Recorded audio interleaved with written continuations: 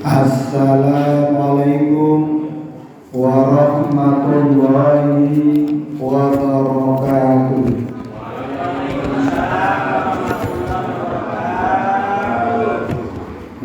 Salam pertama, salam pemanasan. Salam kedua, salam yang sesungguhnya. Assalamualaikum warahmatullahi wabarakatuh.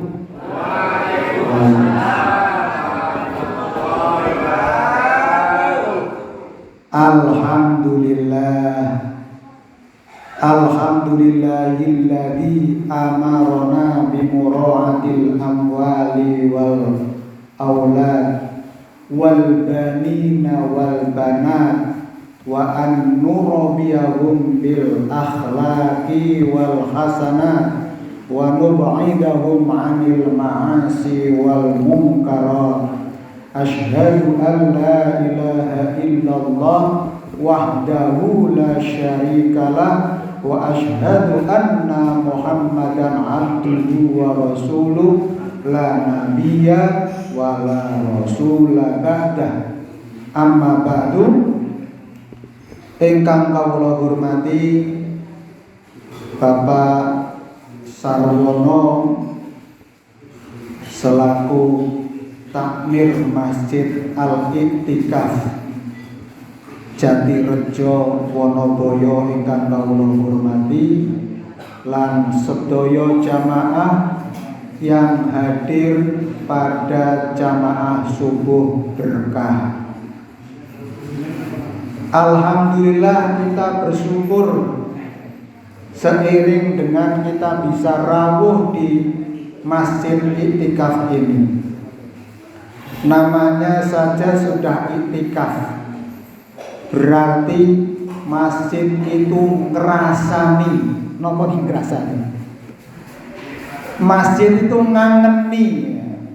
Masjid itu menjadi magnet bagi kita untuk rawuh ke masjid ini. Sudah disiapkan Pak Mas Doro ini, Pak Doro. Nah, snacknya. Terus inilah nikmat yang pertama yang betul-betul kita langsung kita rasakan, yaitu nikmat sehat, nikmat bisa rawuh di Masjid Iktikaf ini. Banyak orang yang sehat, banyak orang yang mampu, tapi untuk membuka matanya saja wis abot. Nggih leres mboten? Nggih. Warga RW 8 niki pinten cacahipun Bapak Sarwono?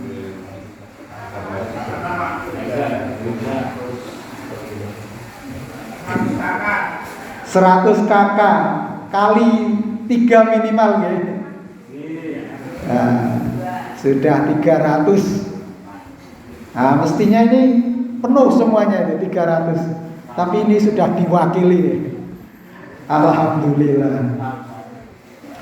Inilah nikmat yang kita rasakan hari ini, bahwa kita harus senantiasa bersyukur. Karena siapa saja yang bersyukur, pasti Allah akan menambahkan nikmatnya. Alhamdulillah kita bisa rawuh, kita bersilaturahim di masjid yang kita banggakan ini. Menjadi tempat yang mulia, menjadi tempat yang ngerasani, yang ngangeni, yang terus memberikan kesejahteraan lahir dan batin. Allahumma amin. Yang kedua, sholawat serta salam kita haturkan kepada junjungan kita Nabi Agung Muhammad Sallallahu Alaihi Wasallam, di mana kita nanti akan mendapat syafaat. Kalau sudah rawuh ke masjid ini di subuh, berarti kalau sholat 5 waktu yang lain itu enteng. Enteng apa buat? Ya, semoga semakin enteng. Cuma membangunkan, membuka mata, kemudian ambil wudhu, tindak ke masjid subuh saja, sing adem kados mengaten bisa. Berarti kalau siang hari waktu duhur lebih enteng, waktu asar rodo abot. Nah, wayai istirahat.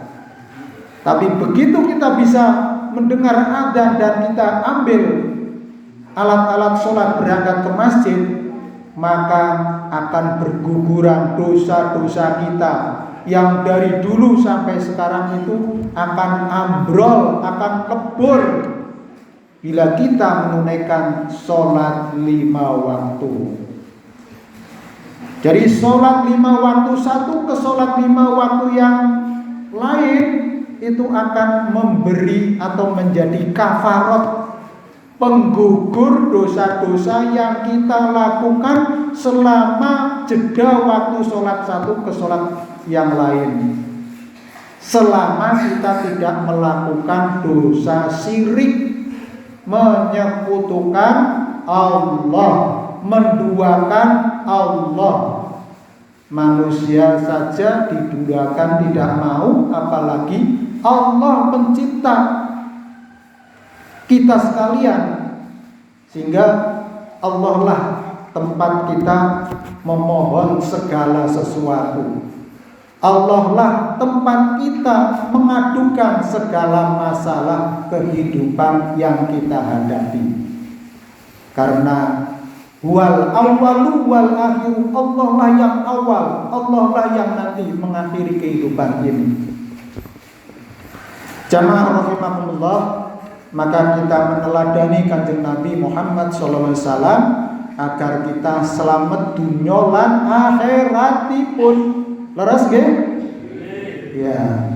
Jadi kita meneladani, melanjutkan misi Kanjeng Nabi Muhammad dengan berperilaku akhlak yang mulia, insya Allah kita akan selamat dunyonipun dan akhiratipun. Amin. Jamaah rahimakumullah, jamaah niki sedereng kula matur, ternyata kaula sudah beberapa yang sudah kenal. Yang paling kenal pertama adalah Mas Iqbal. Ternyata beliau itu mahasiswa saya, Pak Sarwono, Pak Toyibi. Waktu masih STAIN, sekarang sudah Universitas Islam Negeri Raden Mas Said Surakarta. Ini Mas Doro nih kok, wah, sak kantor 5 tahun di KPU, kantor penuh uang, kantor pemilihan umum Kabupaten Wonogiri. Ngurusi pemilu 5 tahun 2004 sampai 2008, 2003 nih.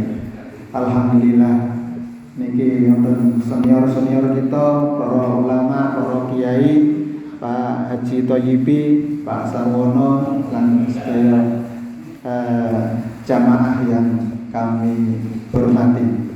Jamaah rahimakumullah, tema kita tadi sudah disinggung oleh Bapak Ketua Takmir terkait dengan meraih keberkahan dalam memakmurkan masjid. Apapun masalahnya, masjid menjadi solusinya. Di dalam tadi saya di rakaat yang kedua saya membaca surat At-Taubah, surat yang ke-9 ayat 18. Mari kita sama-sama sareng-sareng kita waos agar kita mendapatkan keberkahan dari bacaan Al-Quran. Tidak hanya mendengarkan saja, tapi kita bisa membaca ataupun melafalkan. Sareng-sareng nggih. Niki kan dugi jam pinten? Jam 12 napa jam setunggal? Sak tekanipun nggih. Nggih, nek pun pantes nggih, nek pun padhang nggih, kondur nggih sareng-sareng. Napa badhe itikaf terus? Mboten napa-napa niki. Monggo. A'udzu billahi minasyaitonir rajim. A'udzu billahi minasyaitonir rajim. Bismillahirrahmanirrahim.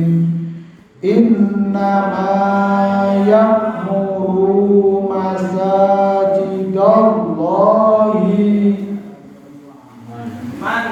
man amana billahi wal yaumil akhiri wa aqamas sholata wa ataz zakata wa lam yahsha illallah fa'asa ulaika ayyakunu minal muhtadin. Alhamdulillah, siapa yang melafalkan Al-Quran, membaca Al-Quran, contohnya alif lam mim, itu bukan satu kata, tetapi dihitung satu, ada 3 kata ini, alif, lam, dan mim. Setiap apa yang kita baca dari huruf-huruf Al-Quran itu mengandung pahala. Maka kalau di ayat 18 surat At-Taubah ini ada beberapa ayat, maka ketika kita melafalkan, Allah memberikan pahala kepada kita. Jamaah rahimakumullah, innama ya'muru masajidallah, sesungguhnya yang memakmurkan masjid-masjid Allah adalah man amana billahi. Yang pertama adalah orang-orang yang beriman kepada Allah wal yaumal akhir, dan hari akhir.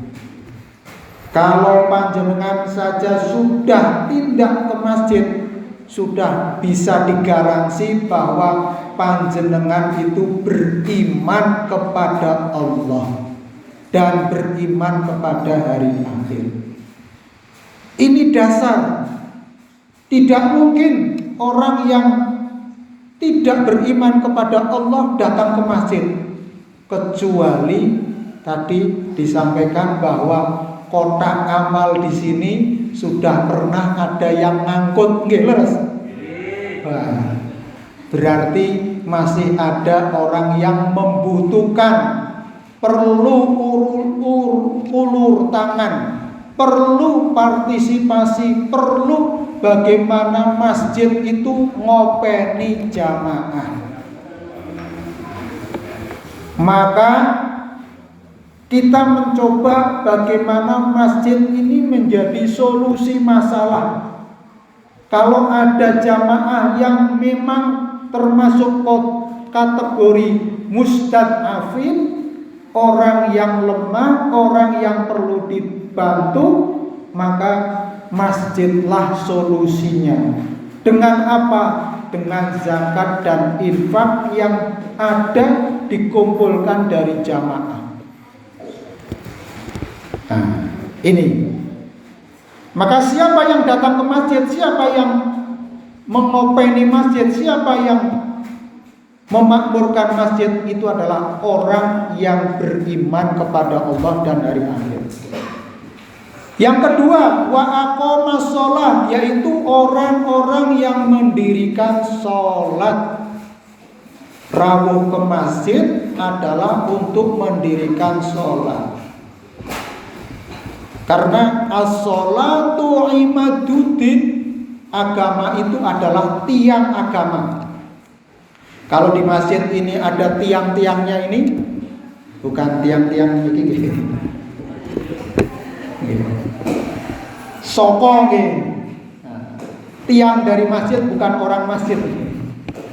Tiang masjid itu yang menyokong, yang menunjukkan, yang bisa bangunan masjid ini bisa kokoh. Maka orang yang mendirikan sholat ini adalah seperti mendirikan ataupun membuat fondasi agama kita itu kokoh.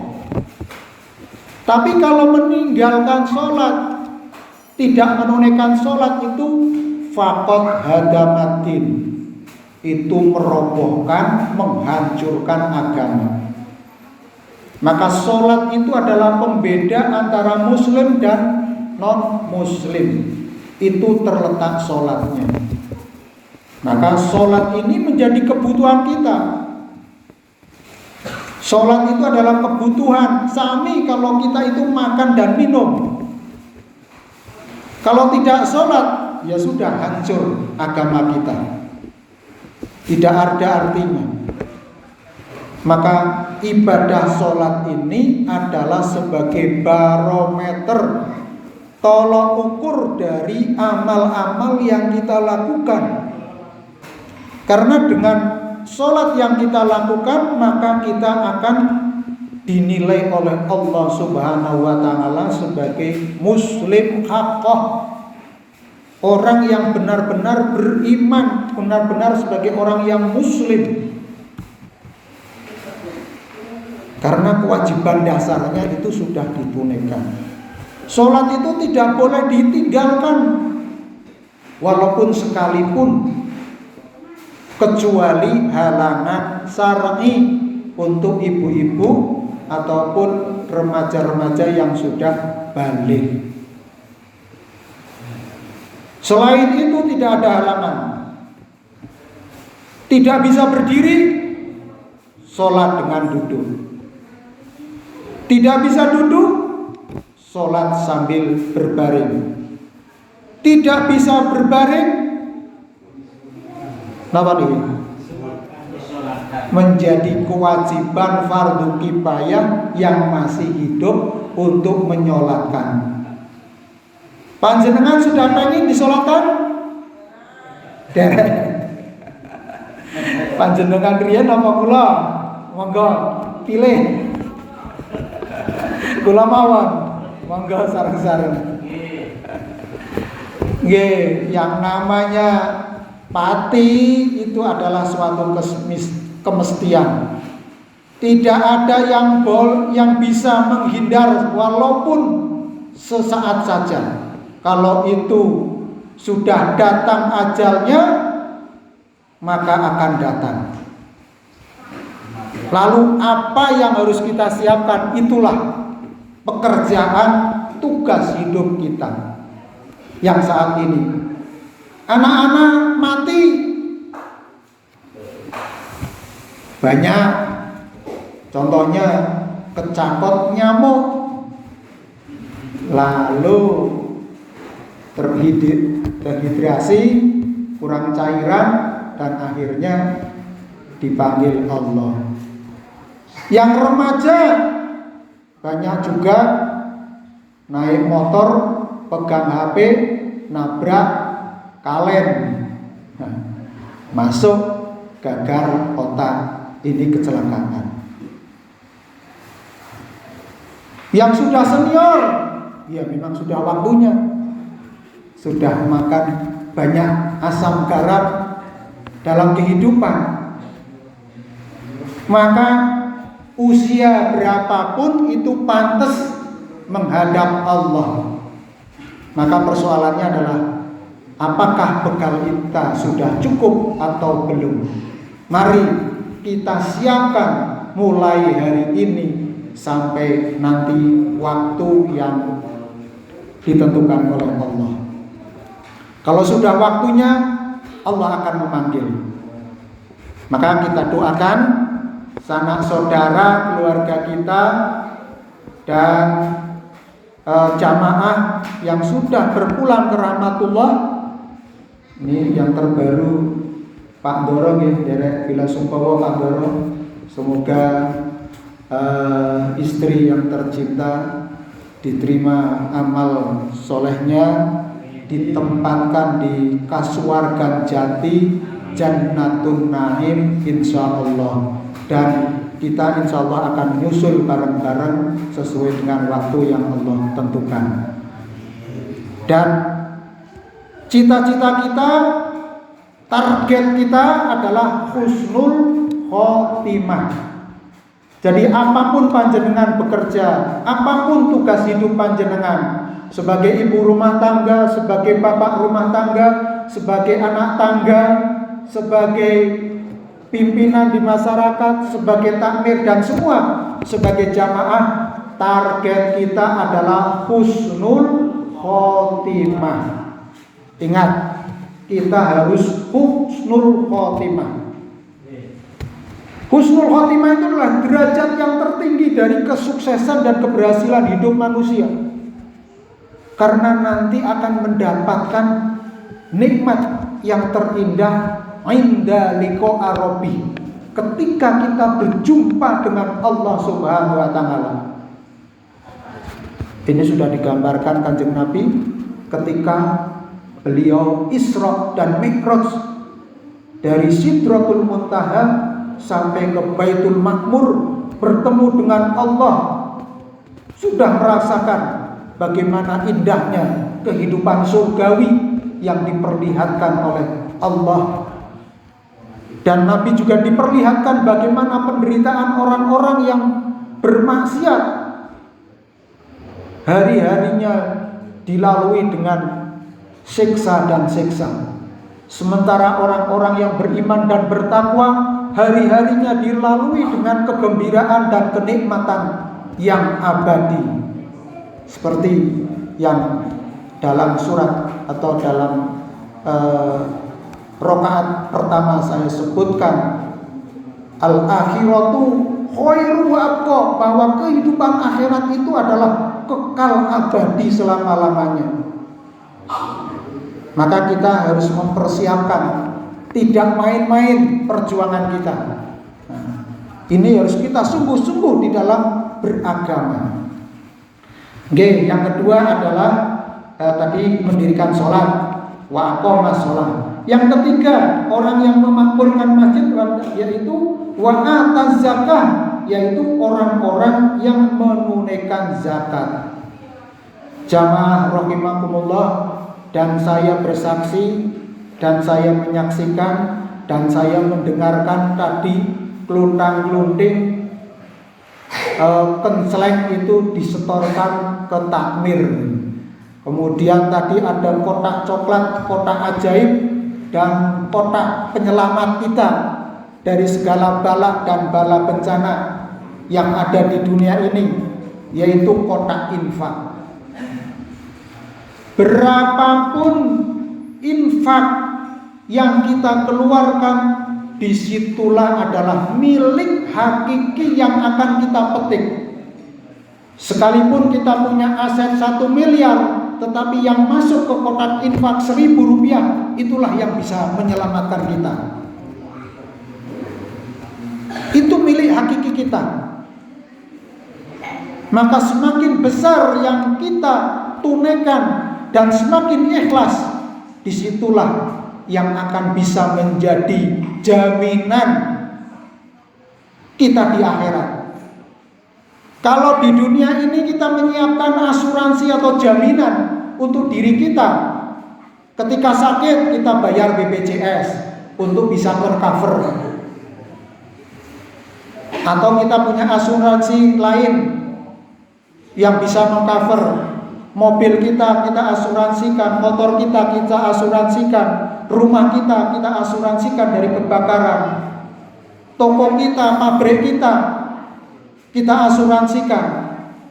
Maka diri kita asuransikan dengan infak, sedekah, zakat, dan segala sesuatu yang memberikan kebaikan. Bahkan kita infakkan harta kita wakafkan dari aset yang kita miliki. Seperti halnya kita membangun masjid ini. Inilah yang akan mengawe-awe kita. Inilah yang akan memberikan jaminan kepada kita kelak di akhirat nanti.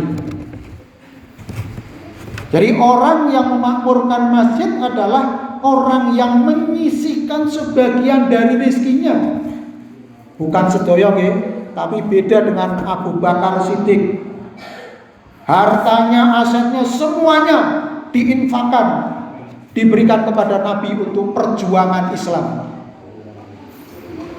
Beliau hanya membawa cukup untuk hidupnya, sisanya semuanya diberikan untuk perjuangan Islam. Tapi kita cuma diberikan untuk, atau kita diperintahkan mengeluarkan sebagian rezeki kita, 2,5% dari apa yang kita usahakan. Kalau panjenengan punya pabrik, ya pabriknya mempunyai keuntungan berapa, keluarkan 2,5%. Panjenengan punya hasil panen ketika pertanian, ya kita keluarkan sesuai dengan ketentuan. Kita punya usaha, kita bekerja sebagai pegawai, sebagai profesional, apa saja keluarkan. Kalau itu adalah pendapatan yang halal, itu yang akan mensucikan harta kita, itu yang akan menolong kita, itu yang bisa menolak bala. Panjenengan mungkin sering melihat atau mendengar, bahkan membaca atau mungkin mengalami sendiri peristiwa kecelakaan, pasti menyisakan orang-orang yang masih hidup. 1 atau 2 orang ternyata mereka pernah atau sebelumnya melakukan amal soleh. Dari situlah bisa menolak bala. Maka dengan kita mengeluarkan sebagian dari rezeki kita dengan ikhlas, itulah menjadi teman abadi kita. Sedekah jariyah yang terus mengalir sepanjang kehidupan ini, sekalipun kita sudah meninggal. Maka dalam riwayat disebutkan, idza mata ibnu adama in qata'a amaluhu illa bithalasin. Apabila anak Adam, umat manusia itu meninggal, maka terputuslah semua amalnya. Illa bithalasin, kecuali 3 perkara. Yang pertama adalah sedekah jariyah. Mau infak, mau sedekah, mau jariyah, mau hibah, mau wakaf, mau zakat, mau memberikan hadiah, memberikan bonus, itu menjadi sedekah yang terus mengalir jariyah, selama kemanfaatannya bisa dipetik oleh manusia. Yang kedua, ilmu yuntafa'u bi, ilmu yang bermanfaat, ilmu yang kita sharingkan, kita bagikan, kita berikan kepada yang lain, apapun ilmunya. Yang jelas ilmu dalam rangka untuk taqarrub, mendekatkan diri kepada Allah. Yang ketiga adalah waladun sholihun yad'u lahu, yaitu anak soleh yang selalu mendoakan kedua orang tuanya. Dan alhamdulillah saya bisa memberikan jaminan bahwa panjenengan semuanya, dari yang sepuh sampai yang adik-adik ini yang datang ke masjid ini adalah waladun sholihun. Allahumma amin. Kita semuanya adalah anak-anak yang soleh, yang senantiasa mendoakan ibu bapak kita, baik itu masih hidup maupun yang sudah meninggal. Ini karena kita semuanya akan menjadi anak dan tidak ada batasnya. Maka selama kita masih hidup, senantiasa mendoakan kedua orang tua kita. Jamaah rahimakumullah. Kemudian yang ketiga, sudah tadi menunaikan zakat. Yang keempat adalah walam yahsha illallah, yaitu orang-orang yang tidak takut kecuali kepada Allah. Ini artinya adalah orang-orang yang bertakwa. Takut kita hanya kepada Allah. Takutnya apa? Apabila ibadah kita itu tidak baik, tidak leres, maka kita takut. Takut kita berbuat maksiat, berbuat dosa. Takut karena kita kelak akan disiksa oleh Allah. Takut kita kalau tidak mengerjakan tugas dengan sebaik-baiknya. Nah, maka orang yang takut kepada Allah akan menjadikan dirinya selalu dekat kepada Allah, selalu berusaha untuk takarruf kepada Allah dengan amal-amal yang kita lakukan, dengan kebaikan-kebaikan yang kita lakukan. Maka kita berikhtiar untuk senantiasa mendekatkan diri kepada Allah. Jadi orang yang beriman kepada Allah dan hari akhir, orang yang mendirikan sholat, orang yang menunaikan zakat, dan orang-orang yang tidak takut kecuali hanya kepada Allah, mereka itulah orang-orang yang diharapkan termasuk golongan orang-orang yang mendapat petunjuk, yaitu ulaika ayyakunu minal muhtadin, yaitu orang-orang yang mendapatkan petunjuk dari Allah Subhanahu wa ta'ala. Dilanjutkan apa betul? Lanjut. Alhamdulillah.